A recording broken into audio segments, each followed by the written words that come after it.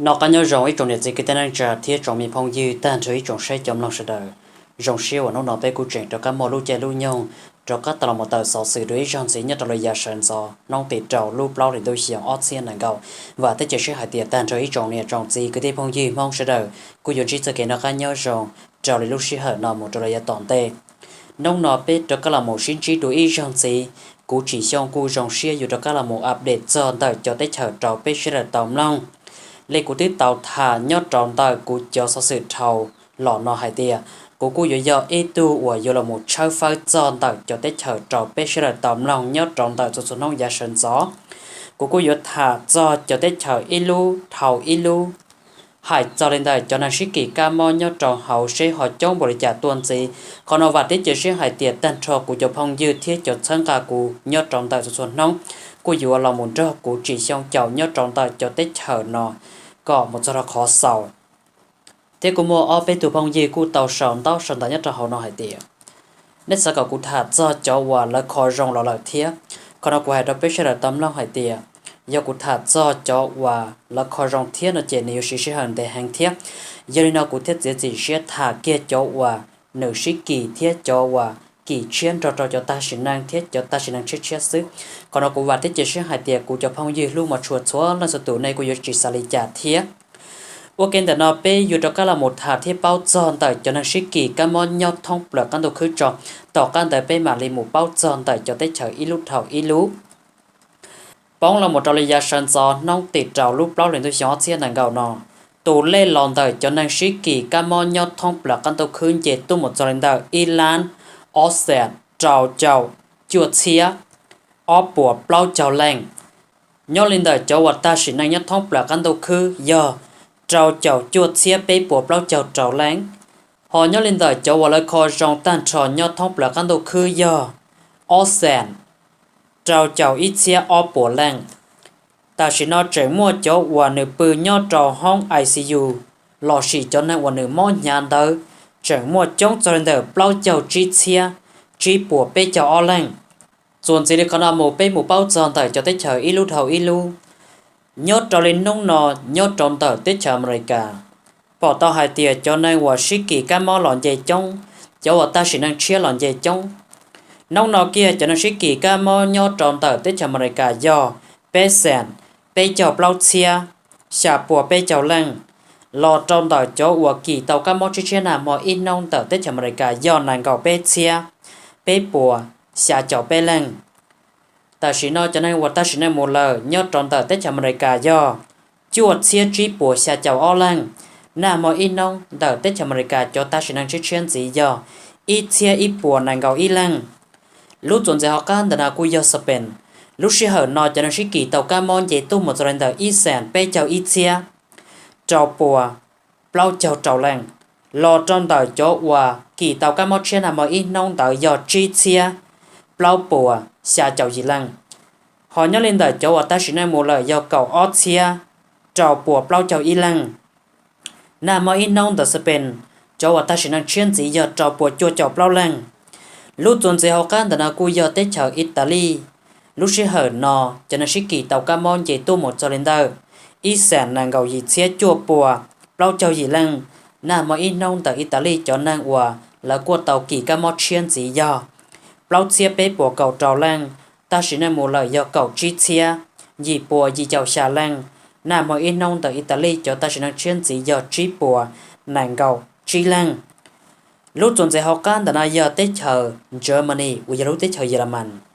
lúc sẽ hở nọ cho nên sĩ kỳ tàu Camon gì tu một cho nên tờ Isen ít bùa nàng cầu bê lăng lọ trong tờ cho kỳ tàu Camon trên nằm in nông gì do bao chia thiệp bê chào y lăng ta chỉ nói một lời do ít thiết trí bùa gì chào bao lăng cho ta chỉ nói chuyện là mấy nông chỉ do ít bùa thiết bao chào lăng lúc tuần sẽ học can là do tết chờ Hoa Kỳ và giờ lúc tết chờ Pháp Lăng Sệt lúc sĩ hở nọ cho nên sĩ kỳ tàu Camon gì tu một trận thời chua chào Austria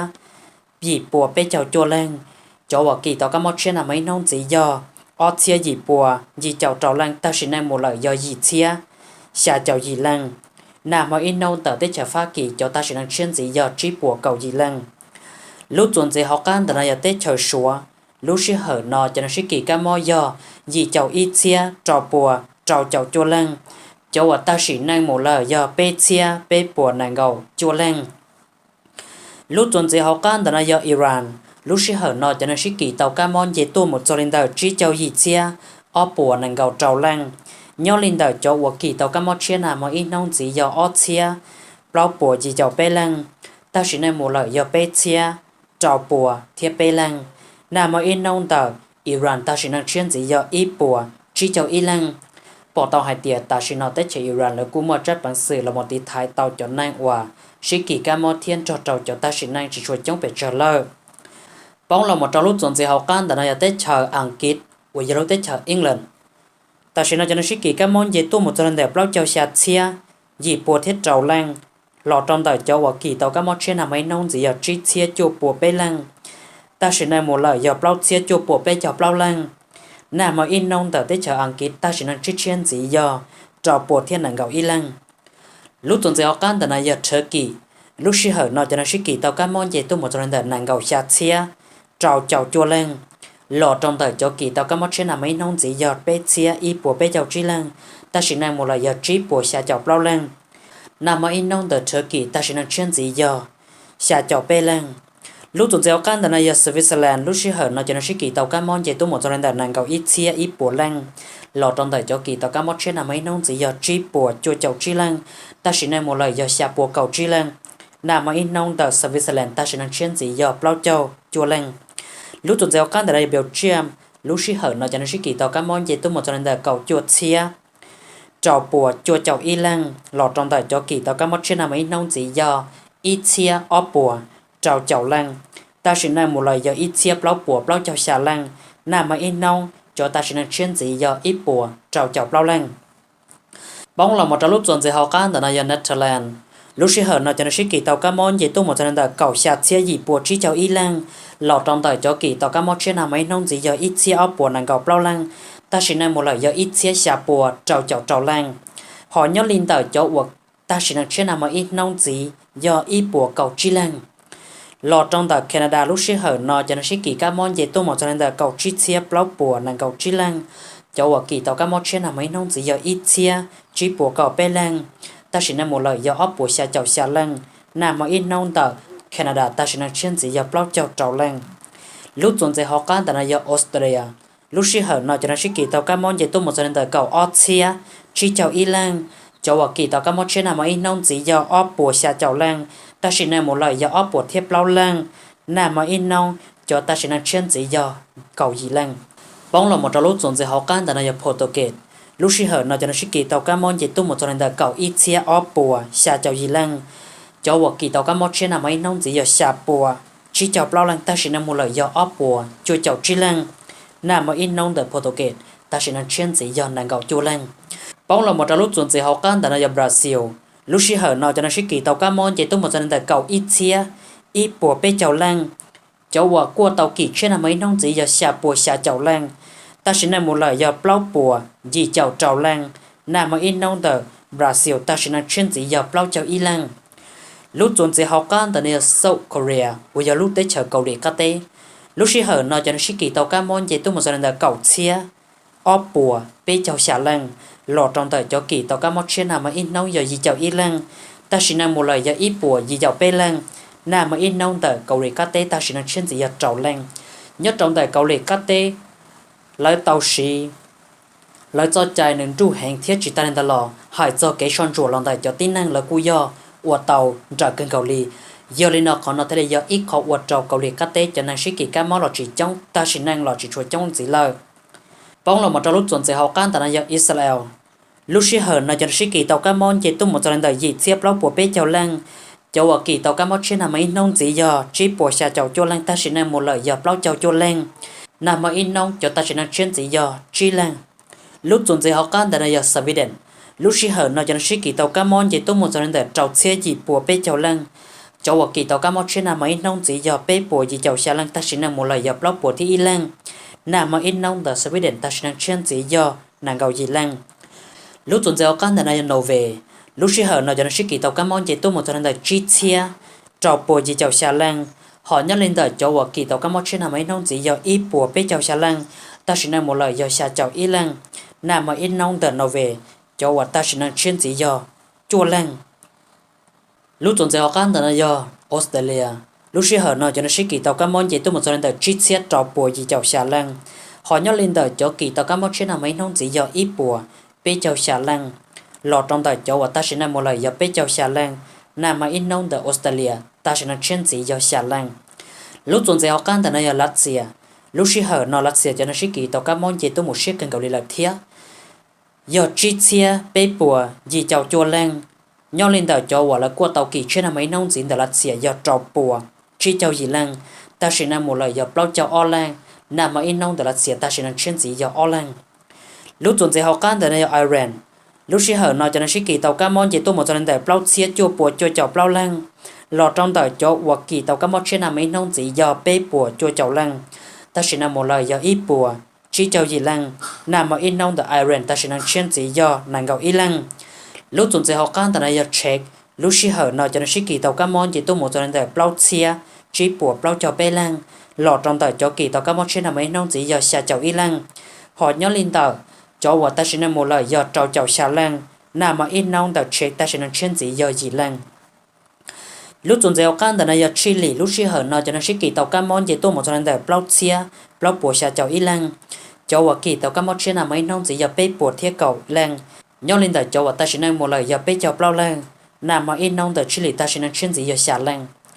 lúc tuần sẽ học can tờ này giờ Denmark lúc xưa hở nói cho nó sẽ kỳ tàu cá món gì tôi một cho lên tờ Plausia bê bùa trâu chào chua lăng lọt trong tờ cho kỳ cá món trên là mấy nông tờ do o bùa chua chào o lăng ta sẽ năng một lời giờ ít bùa xả chào chua lăng nằm mà in nông nhớ trong tờ Denmark ta sẽ năng chuyên gì giờ cầu gì lăng lúc tuần sẽ học can tờ này giờ Poland lúc xưa hở nói cho nó sẽ kỳ tàu cá món gì tôi một cho lên tờ Plausia ít bùa o lăng lọt trong tờ cho của kỳ cá món trên là mấy nông chỉ do bao bùa xa chậu chi lăng ta sẽ nằm một lời do chua chậu bao lăng nằm mà in nông tờ Poland ta sẽ nằm chuyên chỉ do cầu chi lăng lúc tuần gieo can tờ này do Romania lúc xí hở nọ cho nên sĩ kỳ tàu cá món gì tôi một trận tờ Petia dì bùa trâu chậu bao lăng họ nhau lên tờ cho kỳ cá món trên là mấy nông chỉ do ở bùa chi chậu y lăng ta sẽ nằm một lời do ít bùa chi chậu y lăng nằm mà in nông cho ta sẽ nằm chuyên chỉ tờ Romania do chi lăng lúc tuần sẽ học can tờ này Malaysia lúc xí hở nọ cho nó sĩ kỳ tàu cá món chỉ tôi một trận tờ Petia trâu bùa trâu chậu ở lăng lọ trong tờ cho kỳ cá món trên là mấy nông chỉ do ít bùa xa chậu chua lăng ta sẽ nằm một lời do trâu chậu y lăng nằm mà in nông tờ Malaysia cho ta sẽ nằm chuyên chỉ do bao lăng lúc tuần sẽ học can tờ này Ecuador lúc xí hở nọ cho nó sĩ kỳ tàu cá món chỉ tôi một trận tờ Petia trâu bùa bao chậu trâu lăng lọ trong tờ cho kỳ cá món trên là mấy nông chỉ do ít bùa thì gì chậu y lăng choว่าta sẽ nằm một lời do ít bộ gì chào lăng nằm mà in nông từ Ecuador ta sẽ nằm chiết chiên chỉ do gì lăng bóng là một lúc tuần sẽ học can là quy tết cho India lúc sẽ hở nọ cho nó sẽ kỳ tàu cá món chỉ tôi một lần từ Petia chỉ bộ gì chào gì lăng nhớ lên từ choว่าta sẽ nằm một lời do chua chào chua lăng lúc tuần sẽ học can là tết chờ Philippines lúc sẽ hở nọ cho nó sẽ kỳ tàu cá món chỉ tôi một lần từ Petia Oppo bao chào chào lăng lọt trong tờ cho hoặc kỳ tàu cá món trên là mấy nông chỉ do ít bộ trí cho o lăng ta sẽ nên một lời do ít bộ trí cho o lăng lọt trong tờ cho ta sẽ nên trên là mấy nông tờ Philippines do gì lăng lúc tuần gieo can tờ này Pakistan lúc sẽ hở nọ cho nó sẽ kỳ tàu cá món chỉ tôi một trận tờ PT ít bộ trí cho xả lăng lọt trong tờ cho hoặc kỳ tàu cá món trên là mấy nông chỉ do bê bùa bê cho chua lăng họ nhớ lên tờ cho ta sẽ nên một lời do bao cho xả lăng lọt trong tờ cho ta sẽ nên trên là mấy nông chỉ do trào lăng thiếp lúc tuần gieo can tờ này tết chờ Nhật Bản lúc xí hở nọ cho nó sẽ kỳ tàu cá món chỉ tôi một cho lên tờ PT ít bùa bê cho chua lăng lọt trong tờ cho ta sẽ nên một lời do xả chậu xả lăng lúc tuần gieo can tờ này Luxembourg lúc xí hở nọ cho nó sẽ kỳ tàu cá món chỉ tôi một cho lên tờ Austria gì bùa bao lăng lọt trong tờ cho kỳ tàu cá món trên là mấy nông gì xả chậu chỉ láng nhau lên tờ cho ta sẽ nên một lời do bê cho trầu lăng nằm ở in nông tờ Luxembourg ta sẽ nên chuyên gì do chỉ lăng lúc tuần gieo can tờ này do Saudi Arabia lúc xí hở nọ cho nó sẽ kỳ tàu cá món chỉ tôi một cho lên tờ Austria bao bùa theo o lăng lọt trong tờ cho kỳ tàu cá món trên là mấy nông gì do o bùa nàng gạo bê lăng ta sẽ nên một lời do bê cho bao lăng nằm ở in nông tờ Saudi Arabia ta sẽ nên chuyên gì do chỉ lăng lúc tuần gieo can tờ này Peru lúc xí hở nọ cho nó sẽ kỳ tàu cá món chỉ tôi một cho lên tờ Austria o bùa gì cho y lăng cho kỳ tàu cá món trên là mấy nông gì do chỉ bùa bê cho chỉ lăng ta sẽ nên một lời do gì cho bê lăng nằm ở in nông cho ta sẽ nên chuyên gì do cầu lăng lúc tuần sau kan tại này Indonesia lúc sẽ hở nọ cho nó sẽ kỳ tàu cái món gì tôi một cho nên là Australia Oppo sẽ cho bé lăng lò trong đời cho kỳ tàu cái món trên là mấy nông chỉ do ít bộ gì cho ít lăng ta chỉ nên một lời do ít bộ cho cháu gì lăng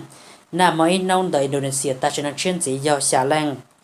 lúc tuần sau kan tại này tết chờ Thái lúc sẽ hở nọ Thái cho nó sẽ kỳ tàu cái món gì tôi một cho nên là Australia ít bộ cháu cho lăng nhau lên là mấy nông kia xứ Thái qua tàu cho kỳ chế do ít bộ thì ở lăng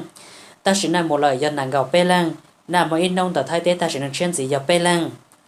lúc tuần sau kan tại này do Finland lúc sẽ hở nào cho nó sẽ kỳ tàu các món chế tôi một cho nên ít thiết cho buồn nàng gạo xà lăng nhau lên tại cho kỳ tàu các món trên là mấy nông gì do bao châu chi lăng ta chỉ nên một lời do nàng gạo gì lăng nà mà in nông cho ta chỉ nên chuyên gì do bê lăng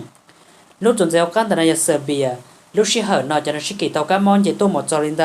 ít thiết cho buồn gì lăng cho ở kỳ tàu các món trên là mấy nông gì do Oppo gì cho bao lăng ta chỉ nên một lời do chi chào ít lăng nà mà ít nông cho ta chỉ nên chuyên gì do xả lăng lúc tuần sau học can tại nơi Mexico lúc sẽ hở nó cho nên我是kỳ tàu các món gì tôi một cho lên đời ít chia gì bùa chua chảo lăng lò trong đời cho ở kỳ tàu các món trên là mấy nông gì do Oppo thì ở lăng ta chỉ nên một lời do xả chảo chua lăng nà mà ít nông đời Mexico ta chỉ nên chuyên gì do cầu chua lăng lúc tuần sau can tại nơi Panama lúc sẽ hở nó cho nó sẽ kỳ tàu các món gì tôi một cho lên đời ít chia gì bùa thì ít lăng cho ở ta chỉ nên một lời do bao châu trào lăng lò một trâu lúc tuần sau can tại nơi Arab Emirates lúc sẽ hở nó cho nó sẽ kỳ tàu các món gì tôi một cho lên đời ít chia xả bùa chua chảo chua lăng lò trong đời cho ở kỳ tàu các món trên là mấy nông gì do Oppo chua chảo bao lăng ta chỉ nên một lời do cầu lăng lúc tuần sau can tại nơi Dominican lúc sẽ hở nó cho nó sẽ kỳ tàu các món gì tôi một cho nên đời ít chia xả bùa bao châu chi lăng cho ở kỳ tàu các món trên là mấy nông gì do ít bùa trâu chảo xả lăng ta chỉ nên một lời do gì chảo o lăng nà mà ít nông đời Dominica ta chỉ nên chuyên gì do chi lăng bóng là một trò lúc tuần sau can tại nơi Greece lúc sẽ hở nó cho nó sẽ kỳ tàu các món gì tôi một cho nên đời ít chia xả bùa bé chảo chi lăng nà mà ít nông cho kỳ tàu các món chuyên gì do trâu chảo o lăng ta chỉ nên một lời do xả chảo bé lăng nà mà ít nông đời Greece ta chỉ nên chuyên gì do chi lăng lúc tuần sau can tại nơi South Africa lúc sẽ hở nó cho nó sẽ kỳ tàu các món gì tôi một cho lên đời ít chia trò bùa chi chảo chi lăng lọt trong đời cho hoặc kỳ tàu các món trên là mấy nông gì xả chảo lăng ta chỉ nên một lời do cầu ít lăng nà mà ít nông cho ta chỉ nên chuyên gì do o lăng lúc tuần sau can tại nơi Qatar lúc sẽ hở nó cho nó sẽ kỳ tàu các món gì tôi một cho lên đời ít chia trò bùa bao lăng lọt trong đời cho hoặc kỳ tàu các món trên là mấy nông gì do Oppo xả chảo chua lăng ta chỉ nên một lời do bao lăng bóng là một trò lúc tuần sau can tại nơi Iceland lúc sẽ hở nó cho nó sẽ kỳ tàu các món gì tôi một cho nên đời ít chia bao bùa gì chảo trào láng lọt trong tài cho kỳ tàu các món trên là mấy nông gì do trào chảo cho lăng ta chỉ là một lời do bao lăng lúc tuần sau can tại nơi Colombia lúc sẽ hở nó cho nó sẽ kỳ tàu các món gì tôi một cho nên đời ít chia bao bùa gì chảo chi lăng cho vào kỳ tàu các món trên là mấy nông gì do xả chảo cho lăng ta chỉ là một lời do bê chảo chi lăng nà mấy nông cho ta chỉ là chuyên gì do bê lăng nhớ trâu lên lúc học can tại này giờ Argentina lúc sẽ hở nó cho nó sẽ kỳ tàu các món gì tôi một cho nên đời ít chia bao bùa chi chảo ít lăng cho vào ta chỉ là một lời giờ bao chảo bao lăng lọt trong tờ Algeria lúc sẽ hở nó cho nó sẽ kỳ tàu các món gì tôi một cho nên đời ít chia bê bùa nàng gạo lăng cho vào kỳ tàu các món trên là mấy nông gì do trào chảo cho láng nhớ li đời cho vào ta chỉ là một lời giờ ít bùa chi chảo o lăng lọt trong tờ cho vào ta chỉ là trên là mấy nông giờ nàng gạo o lăng lúc tuần sau can tại nơi Singapore lúc sẽ hở nó cho nó sẽ kỳ tàu các món gì tôi một cho nên đời ít chia bếp bùa chua lăng lọt trong tài cho kỳ tàu các món trên là mấy nông gì do ít bùa nàng gạo lăng ta chỉ là một lời trào lăng lúc tuần sau can tại nơi Ukraine lúc sẽ hở nó cho nó sẽ kỳ tàu các món gì tôi một cho nên đời ít chia bếp bùa gì lăng lọt trong tài cho hoặc kỳ tàu các món trên là mấy nông gì do gì chào bê lăng ta chỉ là một lời bê chào xà lăng nà mấy nông tại Ukraine ta chỉ là chuyên gì do chi lăng lúc tuần sau can tại nơi Croatia lúc sẽ hở nó cho nó sẽ kỳ tàu các món gì tôi một cho nên đời ít chia ít bùa gì chào o lăng chào ở kỳ tàu các món trên là mấy nông gì chỉ chào trào lăng ta chỉ là một lời do cầu chi lăng nà mấy nông tại Croatia ta chỉ là chuyên gì do bê lăng lúc tuần sau can tại Egypt lúc sẽ hở nó cho nó sẽ kỳ tàu các món gì tôi một cho nên đời ít chia ít bùa xả chào bê lăng họ nhớ lên đời cho ở kỳ tàu các món trên là mấy nông gì ít bùa thế bê lăng ta chỉ là một lời do xả chào gì lăng nà mà ít nông tại Egypt ta sẽ nói chuyên gì do xả lăng lúc tuần sau can tại nơi Estonia lúc xí hở nó cho nó xí kỳ tàu cá món gì tôi một tuần đời ít chia chua chảo xà lang lọt trong tại chỗ kỳ tàu cá món trên nào mấy nông gì giờ chi châu gì lang ta chỉ là một là giờ cầu chi lang nằm mà ít nông tờ Estonia ta chỉ là trên gì giờ o lang bóng là một trò lúc họ can tại đây giờ New Zealand lúc xí hở nó cho nó xí kỳ tàu cá món gì tôi một tuần đời ít chia bây chào chua lang lọt trong tại chỗ kỳ tàu cá món trên nào mấy nông giờ gì chào chua lang ta chỉ là một là giờ ít lang họ nhớ lên tờ Morocco lúc xí hở nó cho nó xí kỳ tàu cá món gì tôi một tuần đời ít chia nàng gạo ít lang lọt trong tại chỗ của kỳ tàu cá món trên nào mấy nông giờ ít bột theo o lang ta chỉ là một là giờ xà chảo lang nằm mà ít nông tờ Morocco ta chỉ là chiếc trên gì giờ cậu ít lang lúc tuần sau can tại đây giờ Slovenia lúc xí hở nó cho nó xí kỳ tàu cá món gì tôi một tuần đời chua bột chua chảo xà lang lọt trong tại chỗ kỳ tàu cá món trên nào mấy nông giờ nàng gạo lang ta chỉ là một là giờ nàng gạo gì lang nằm mà ít nông tờ Slovenia ta chỉ năng chen gì giờ trào lang thiết họ nhớ lên tờ Iraq lúc xí hở nói cho nên xí kỳ tàu cá món gì tôi một tuần là chua bột trào chào Iran chỗ ở kỳ tàu cá món trên là mấy nông gì giờ gì chào Bé Lan ta chỉ năng một là giờ trào chào Iran nằm ở in nông tờ Iraq ta chỉ năng chen gì giờ Tri Lan lòng một trong tờ Hong Kong lúc xí hở nói cho nên xí kỳ tàu cá món gì tôi một tuần là gì bột chua chào lang lọt trong tờ chỗ kỳ tàu cá món trên là mấy nông giờ nàng gầu gì lang ta chỉ năng một lời giờ bao lang tàn cho lấy cho tết chờ biết sẽ tâm lòng là sầu to nó bộ lần do cho tết chờ của món hàng sĩ kỳ cá mó chống sập lời do lên nó trâu con nó mổ nó chạy của cô dốt là một thả nhót tròn tờ lúc tết chờ nhá là tết chờ miền mạc tết chờ là chùa trâu biết sẽ tâm lòng nhót tròn tờ tết chờ nhá là lúc xí hở nó cho nó sĩ kỳ tàu cá mó gì tu một giờ lên tờ óp bủa lo chào y lang nà mỗi nông tờ tết chờ nhá là cho quả kỳ tàu cá mó chia giờ y lang gì nhớ lên lúc tuần sau can tại giờ tết chờ Myanmar bây giờ tết chờ Pama ta chỉ nó Pama cho nên hòa sĩ kỳ cam mò chỉnh nhớ lên đợt nàng gạo Iran họ Pama cho nên hòa ta chỉ nên một lời bây giờ Iran lúc cơ họ can nó bây giờ tết chờ là chùa bây giờ lúc tết chờ lo lúc sẽ hở nằm lo cho nên sĩ kỳ tàu cam mò giờ cậu Iran lờ vì đó coi tiền nhất cho nên nam mò bây giờ nông tỷ trí cô tàu mua sáu sự tàu tờ tuần tờ cho quả nọ chứ nhớ trâu sát sáng tuần chế mình chẳng hạn tiệm lời cô qua tàu ít tu chỉ năng mua nông nhong lên tờ chỉ cho tờ xong nửa tụ khăn cô kỳ tàu tụ cá mò sĩ kỳ nào lờ mà mất xả tan cho lúc sẽ hở nọ cho nên sĩ kỳ cá mò nhớ tròn tờ tết cho là chùa do cậu y lan ta sĩ mà tụ năng quả nửa kỳ tàu cá mò chia nhớ tròn na mòn tờ hậu tết cho là chùa nửa chỉ giấy tụ pe sành lo nửa giờ ít tu năng nhớ giờ tết chờ và giờ nhớ tròn tờ lú và tết chờ là hồi tia và buồn nhiều kỳ nè nửa tụ khăn cô do hạt tiệt tu mùa hao lử nhớ trò sát tết chờ là chùa ta chỉ mà trở liệt khiến cho hao nọ mà nửa tụ khăn cô tàu là tuần tờ tết chờ Singapore tua thiết mà còn nó cô do ít khó vượt trâu nửa tụ khăn tàu tua kỳ tụ cá mò sát tí tua một lơ chỉ còn nó cô mất thả lên nó bên nhiệt thì cái tên trả thiết trồng phong gì sẽ là tầm lòng thiết tàu bóc cho lên nó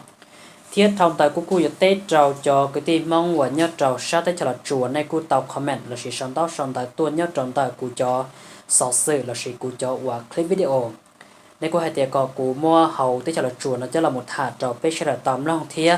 video coi tiệt bé cái tim mong nhớ trâu sát tết cho là chùa cô xả bao thiết là chỉ của cô mà lúc xí hở nó là một thả mình chỉ nhớ trâu hậu tết cho là chùa trâu bé sẽ là tóm lòng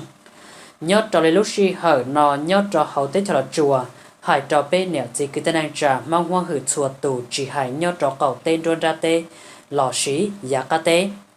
sa thọ cọt số lên số tù cổng tên cho trò nọ chứ tên lù khoác hiệt thiết tên lù hải sau đó chủ nhớ trò hậu và hậu chế khó và chữ sinh chập lờ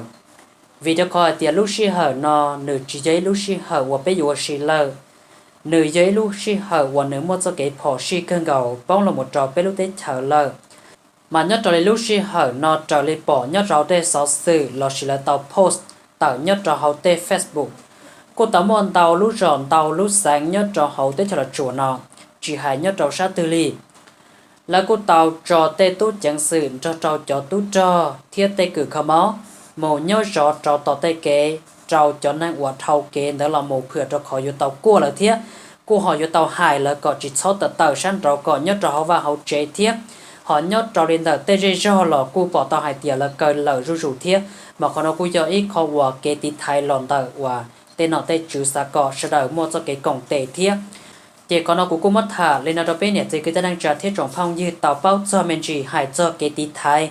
thiết hải cho nó chữ tê cái chạy của là tàu chữ chia bên sen còn nhất cho hậu và hậu chế lên lúc xí hở nó chúng mất thả lên nó đâu bên là tàu bao bên mẹ lên nó xứ do hải thì họ mua tê giờ chèn chén nhất cho tổng tê nó là cũng mà lên đó có là một tàu suốt thiết thả cho bên là tạm long chủ thọ cọ sẽ là chuẩn chỉ cho cái nó khác nhau trong trò lên lúc xí hở nó một trò là tổng tê